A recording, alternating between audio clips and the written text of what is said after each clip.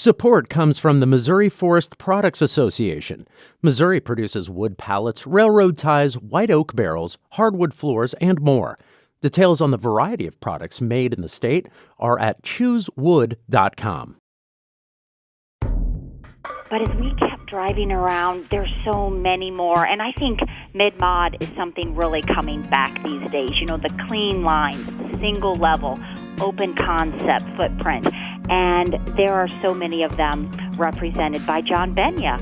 When John Benya entered a room, you were aware of his presence. I mean, he was just that kind of guy, real flamboyant. It's the first thing you see when you fly into Quincy, and it's a huge architectural statement. So that's my personal favorite of Benya's in Quincy. Mid-century modern architecture is having a moment. And it turns out Quincy is a great place to see it, as we learn by exploring a new self-guided tour on St. Louis on the Air. I'm Laura Hamden, producer for St. Louis on the Air. Before today's episode, I want to take a moment to say thank you for listening. Our team works hard to provide nuance on the news that shapes your life and your community. We wouldn't be able to do this without your support. The money you give to St. Louis Public Radio helps fund our podcast. Please go to stlpr.org/donate and give an amount that works for you. Your contribution, along with that of your neighbors, is what fuels St. Louis on the Air. We're really grateful. Thank you for your support.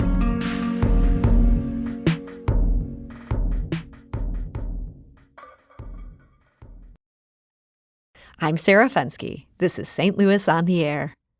If you love looking at old houses and architecturally significant buildings, you really ought to take a drive to Quincy.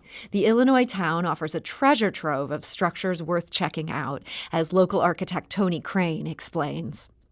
Well, again, being from Quincy and growing up here, I really think that's the main reason I wanted to be an architect, because we have such a collection of just absolutely amazing architecture that is so well documented and so well maintained.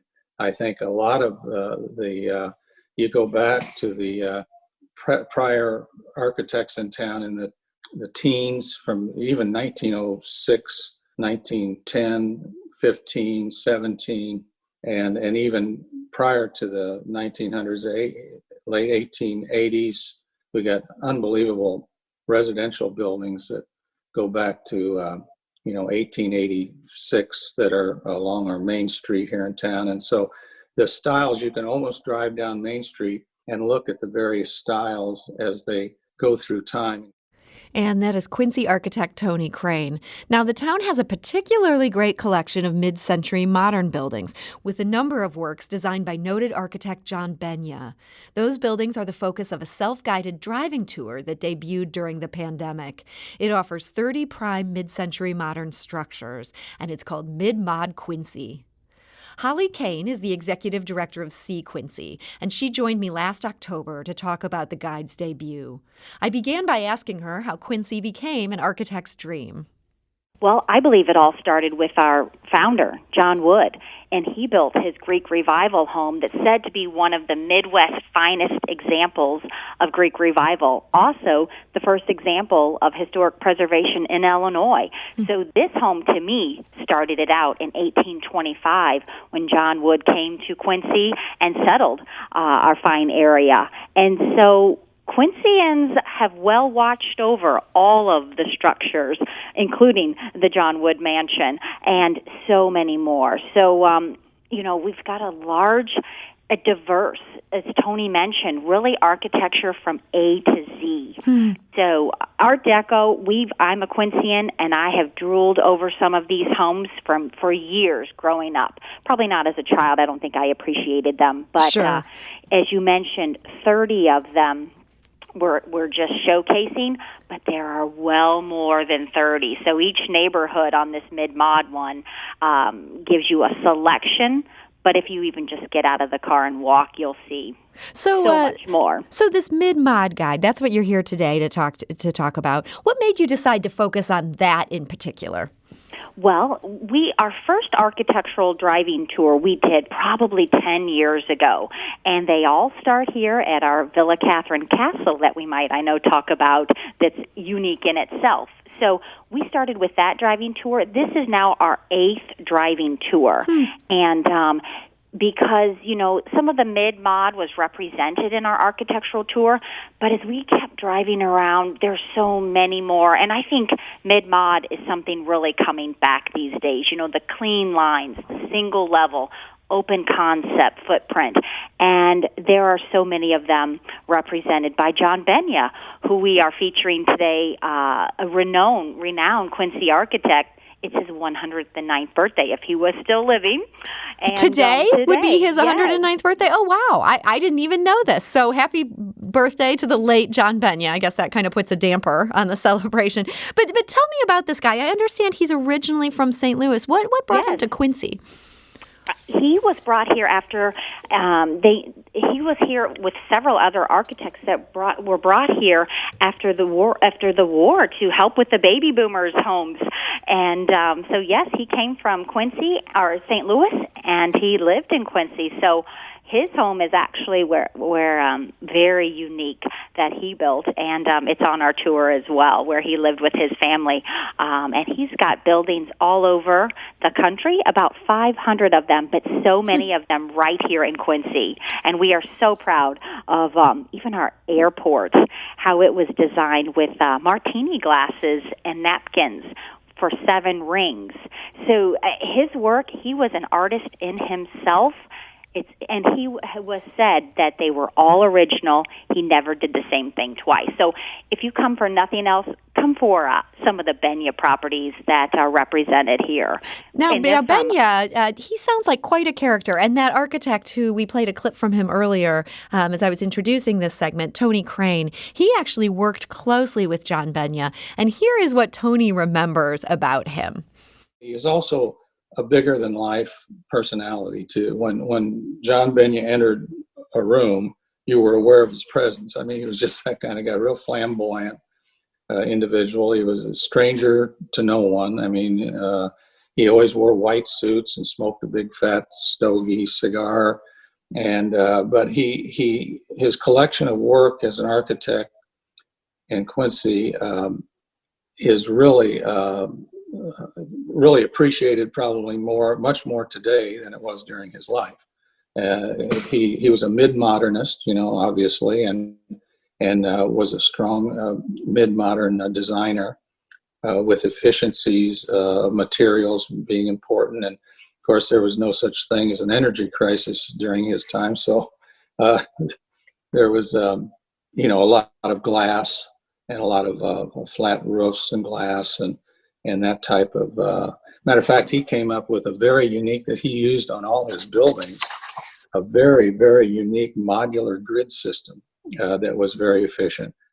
And that is Quincy architect Tony Crane. Now, Holly, you had also mentioned the Quincy Regional Airport. This is something that John Benya designed. And this guide that you have to Mid-Mod Quincy, you had commissioned St. Louis-based artist Elsie Tuttle to do a piece for this guide. And here's what she told us about this airport. I have to say I'm a sucker for the Quincy Regional Airport. So when I was a kid, we would go there. There was actually a restaurant that you could go to inside the airport and watch all the planes landing and taking off. So we used to go with our grandparents and get sandwiches. And since living in St. Louis, I've actually flown into the airport in Quincy for quick trips a few times. So it's a great connection. And it's the first thing you see when you fly into Quincy, and it's a huge architectural statement. So that's my personal favorite of Benya's in Quincy. And that is artist Elsie Tuttle. She's a Quincy native. Now, Holly, this airport, you had mentioned these martini glasses, and I need to slow you down on this one because I honestly had never seen the Quincy airport until I started researching this segment. It is so unique looking. And this martini glass story, tell me the story of how it got the look that it has. Well, it was John Benya, and I had heard, Tony could correct me, that he was running a little behind on his drawings and renderings for the airport. And I think like the night before it was due, but he was having cocktails and turned the martini glass, upside down, and used the rings to demonstrate, or maybe they inspired him, for these 7 different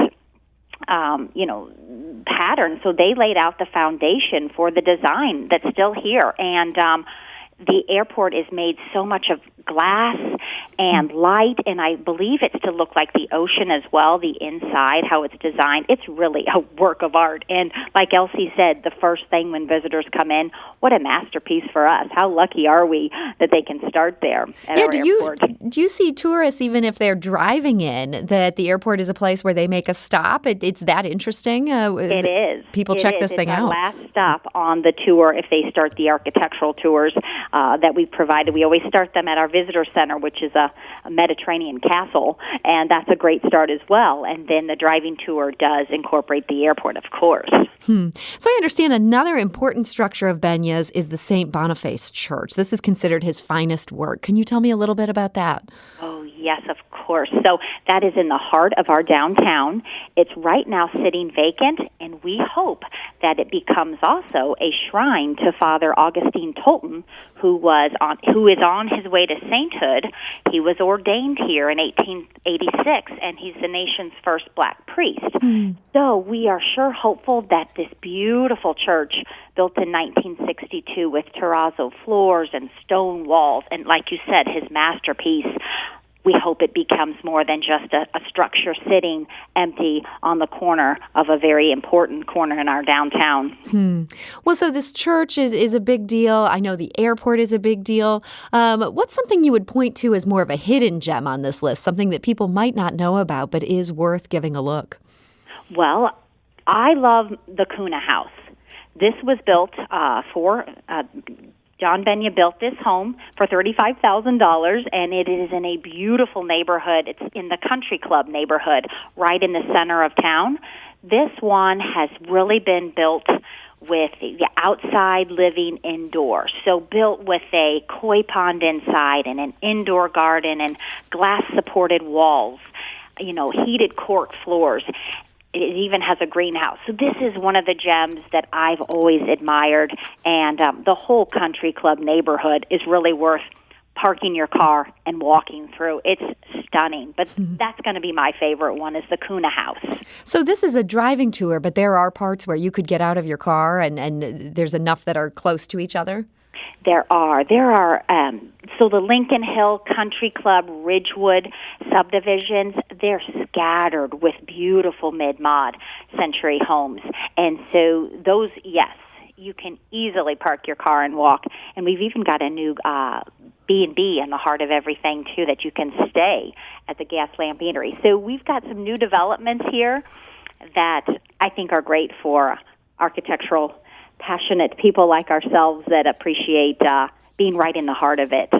So this Mid-Mod Quincy, this is a great guide. You have a commissioned art piece within this guide by Elsie Tuttle, who we heard from earlier. She's a Quincy native. She's an artist in St. Louis. What made you reach out to her to include her original piece in this guide? Well, her mother works for us here at Quincy, and so it was an easy ask.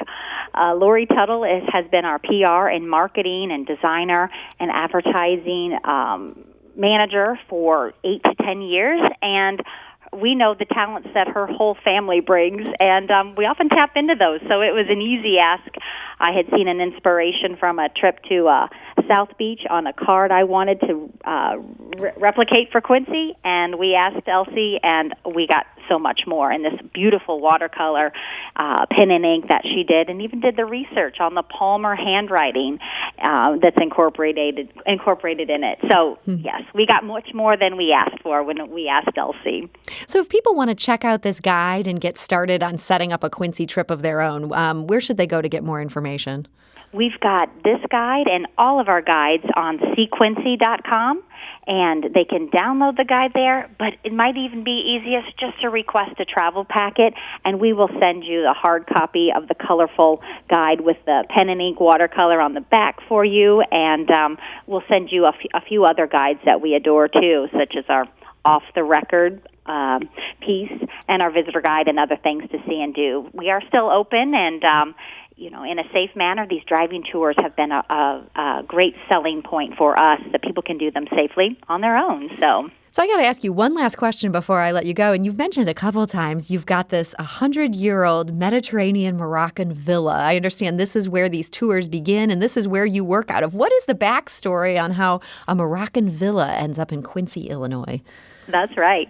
So it was built for a world traveler, George Metz. They can't find that Mr. Metz had to work. He was a sole male heir to a pharmaceutical and furniture fortune, and Metz traveled on ships around the country or actually around the world, brought back his sketches, and had this built here. So it is a Moroccan, Spanish, Mediterranean villa built in 1900, and I'm lucky enough to have to work up here in the master bedroom and overlook the Mississippi River, and it's like nothing you've seen. You would not expect it here in Quincy amongst our bungalows and other architectural features. It's a very unique treasure.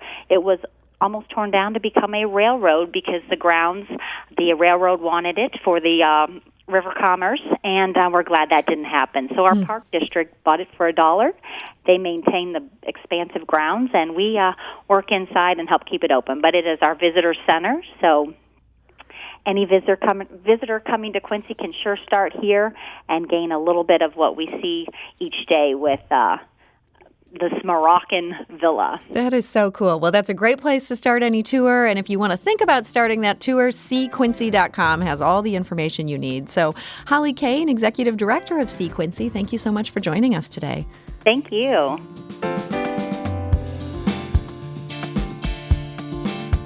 If you learned something new from today's episode, consider leaving us a review and rating on Apple Podcasts on the App Store. It's the easiest way to help people discover our show. We appreciate it. Thank you.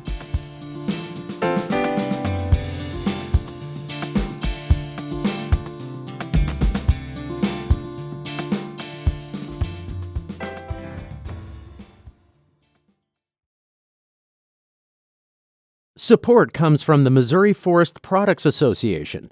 Missouri produces wood pallets, railroad ties, white oak barrels, hardwood floors, and more. Details on the variety of products made in the state are at choosewood.com.